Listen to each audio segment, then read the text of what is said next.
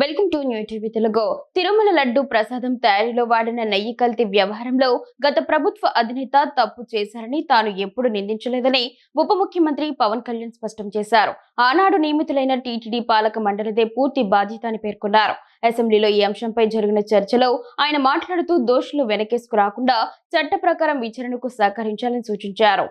ఈ వ్యవహారంపై CM Chandrababu NDA సమావేశంలో నేషనల్ డైరీ డెవలప్మెంట్ బోర్డు నివేదికను ప్రస్తావించిన తర్వాతే తనకు పూర్తి వివరాలు తెలిసాయన్నారు.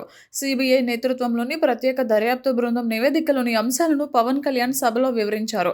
లడ్డూల కోసం వినియోగించిన 68 లక్షల కిలోల నెయ్యిలో పాల చుక్క కూడా లేదని, పామాయిల్ ప్రమాదకర రసాయనాలతో దాన్ని తయారు చేశారని సిట్ తేల్చి చెప్పిందన్నారు. ఈ కేసులో 36 మందిని నిందితులుగా చేర్చారని, ఇది శ్రీవారి ప్రసాదాన్ని అపవిత్రం చేసేందుకు ప్రణాళిక ప్రకారం జరిగిన కుట్రగా సిట్ అభివర్ణించిందని తెలిపారు.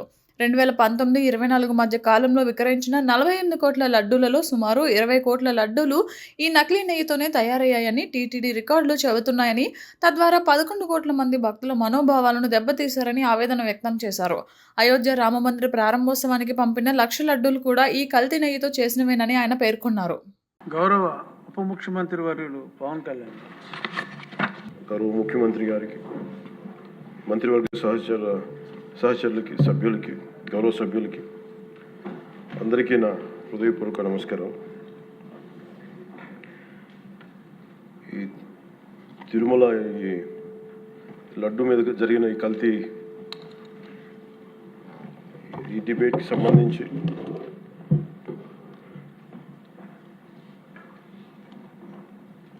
$68 లక్షల కిలోల నెయ్యి అని చెప్పే ఒక కల్తీ నెయ్యిని వాడారు. దీని మీద ఫస్ట్ ఇది ఎలా బయటకు వచ్చింది? గవర్నమెంట్ ఫామ్ అయిన కొత్తలో గౌరవ ముఖ్యమంత్రి గారు ఎన్డీఏ మీటింగ్ మమ్మల్ని అందరినీ పిలిచి కండక్ట్ చేసినప్పుడు ఆ రోజు ఒక నేషనల్ డైరీ డెవలప్మెంట్ బోర్డు చేసిన రిపోర్ట్ని చదివారు. వీళ్ళు గత పాలనలో ఇది కూడా జరిగింది అనేది, టీటీడీ బోర్డు వారి పాలక మండలి చేసిన ఇది కూడా జరిగింది అనేది తెలియజేశారు. అంతే, అక్కడితో అయిపోయింది అధ్యక్ష. దాన్ని అంతకు మించి ముందుకు తీసుకెళ్ళాలి. లేదంటే నేను అది విని నాకేమనిపించిందంటే ఇలాంటివి కూడా జరిగినాయా?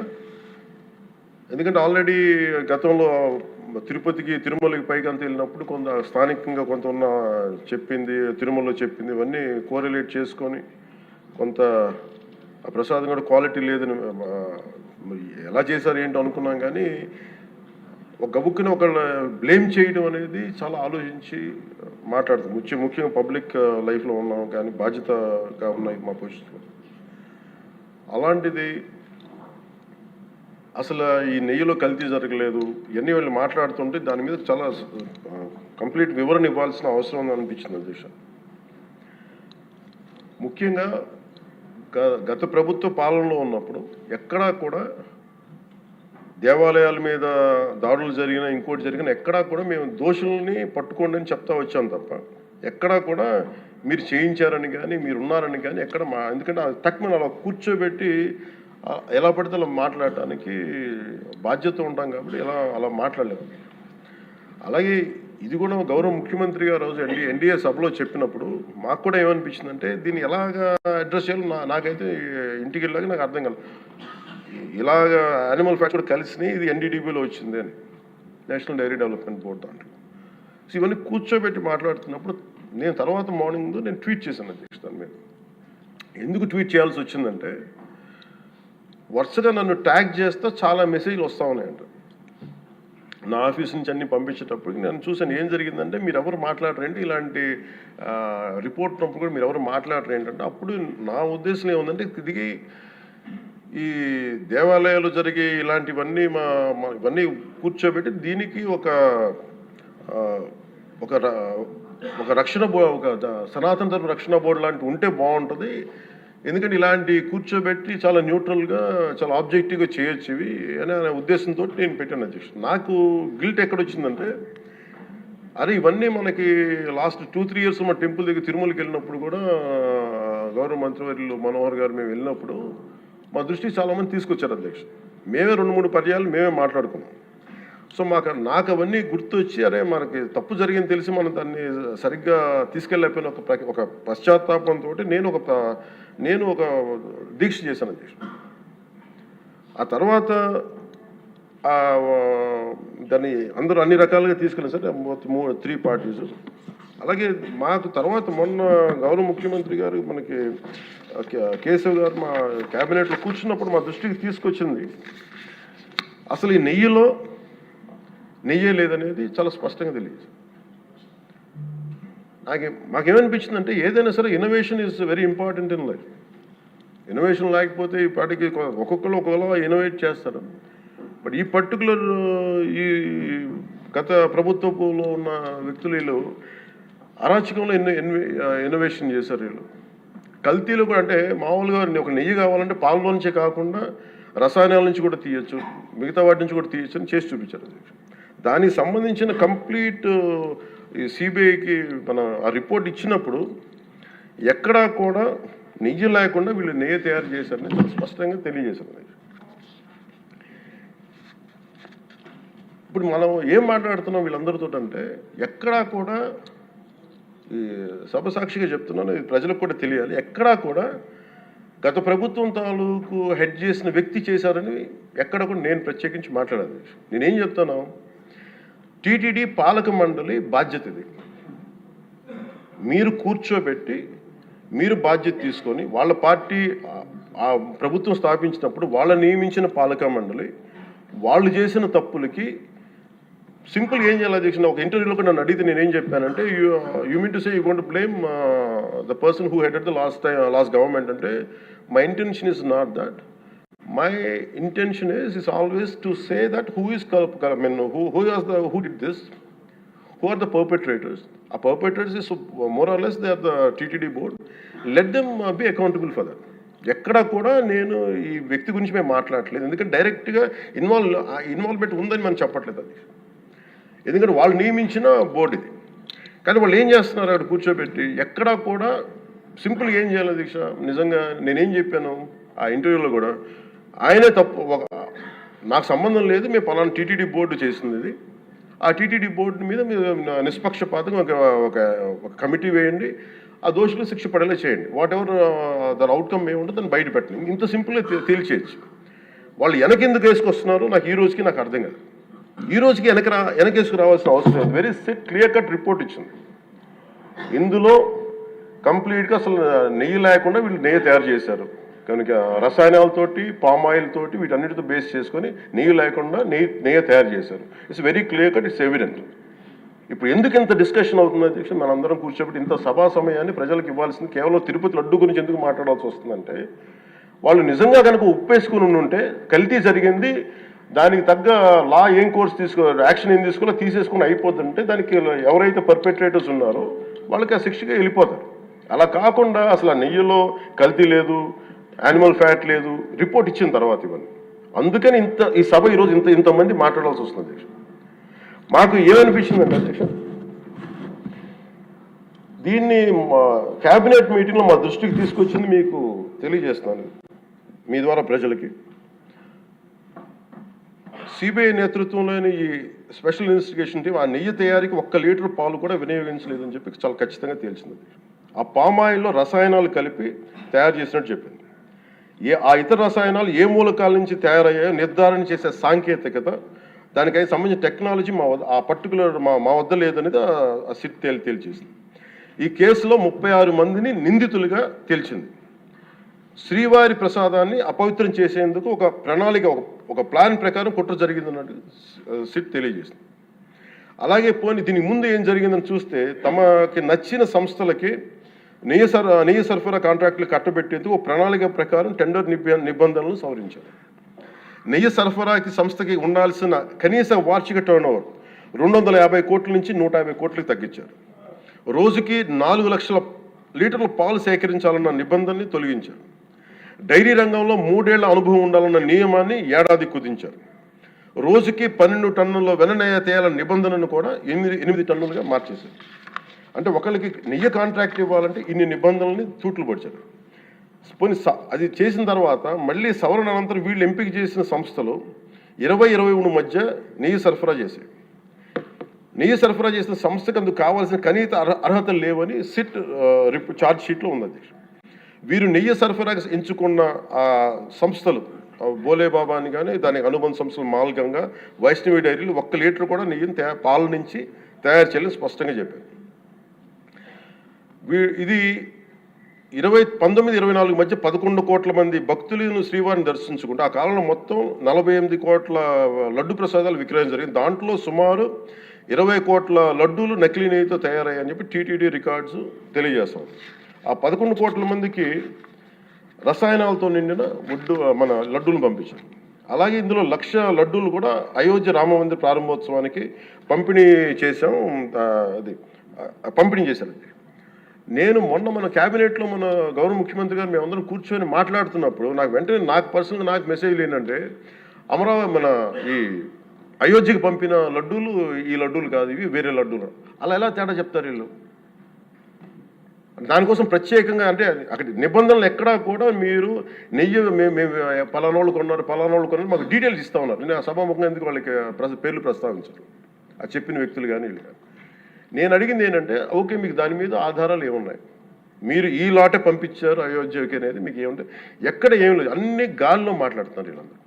ఇప్పుడు ప్రత్యేకించి మేము అడుగుతుంది ఏంటంటే, దీనికి సంబంధించి కంప్లీట్ పాలక మండలి బోర్డు, టీటీడీ పాలక మండలి board, they have to take responsibility. వాళ్ళని గత ప్రభుత్వాన్ని నడిపిన ముఖ్యుడైన వ్యక్తి వాళ్ళని వెనకేసుకొస్తున్నారంటే అందులో కూడా మీకు కూడా బాధ్యత తీసుకోవాల్సి వస్తుంది. అందుకని సభాముఖంగా మేము అందరికీ ఏం చెప్తున్నామంటే, let the law take its own course. ఎవరైతే దోషులు ఉన్నారో వాళ్ళకి శిక్ష పడాల్సిందే. మా ఉద్దేశం ఒకటే అధ్యక్ష, ప్రాబ్లం ఎక్కడ ఉంది అంటే ఇందులో మనందరం కూడా ఇందాక మన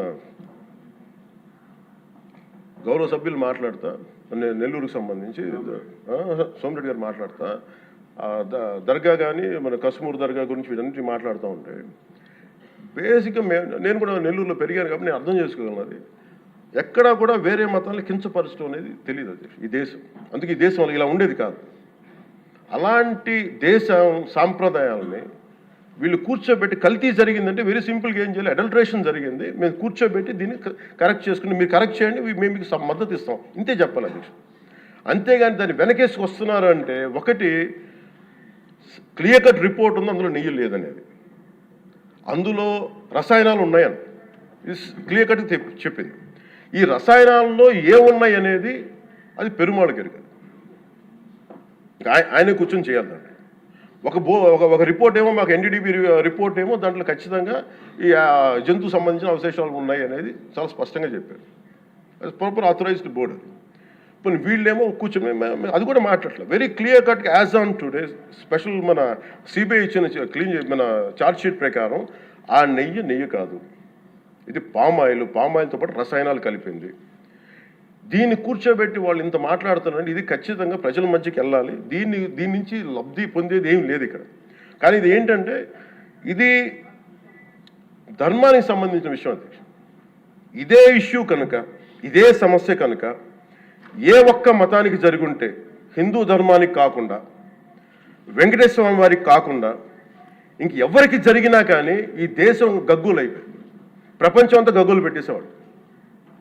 సమస్య ఏముందంటే, ఇది ప్రతి ఒక్క హిందూ కూడా ఆలోచించాల్సింది. ఎందుకంటే ప్రతి హిందూకి బై నేచర్, మా ఇంట్లో కానీ ఎవరు, ఇందాక మన సోమిరెడ్డి గారు చెప్పినట్టుగా, మీరు దర్గాకి ఏదంతా చూస్తే మేము దర్గాలు కదా, చిన్నప్పుడు మేము స్కూల్లో ఉన్నప్పుడు రొట్టెలు పండుగ ఉండే దర్గా మెట్లు వెళ్ళి మేము కూర్చోబెట్టి అక్కడ ఇర్రెస్పెక్ట్ హిందూస్, ఇది ముస్లిం ఫెయిత్ అనుకోకుండా వెళ్ళి కూర్చోబెట్టి అందరూ గౌరవించి దాన్ని ఈ రోజుకి వెళ్తారు హిందువులందరూ.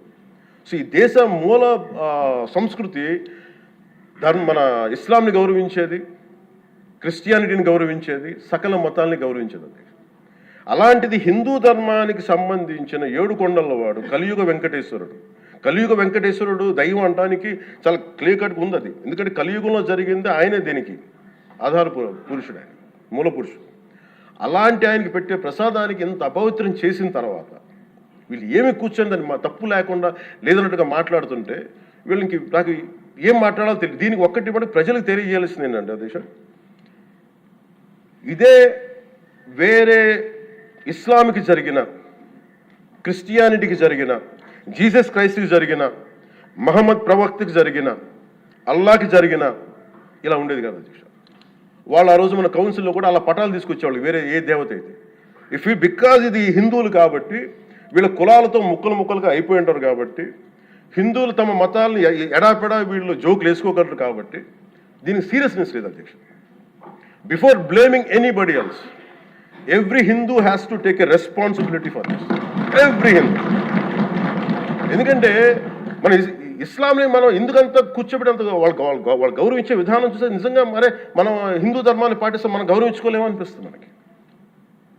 అది మిగతా మతాలను చూసి నేర్చుకోవాలి అధ్యక్ష. వీళ్ళకి ఏముంది, వీళ్ళు ఇంత మాట్లాడుతున్నారు తిరుపతి లడ్డు మీద. నిజంగా వీళ్ళు కనుక మాట్లాడితే, అదే వేరే మతం గురించి ఎందుకు మాట్లాడరంటే ఓట్లు పోతాయి అధ్యక్ష.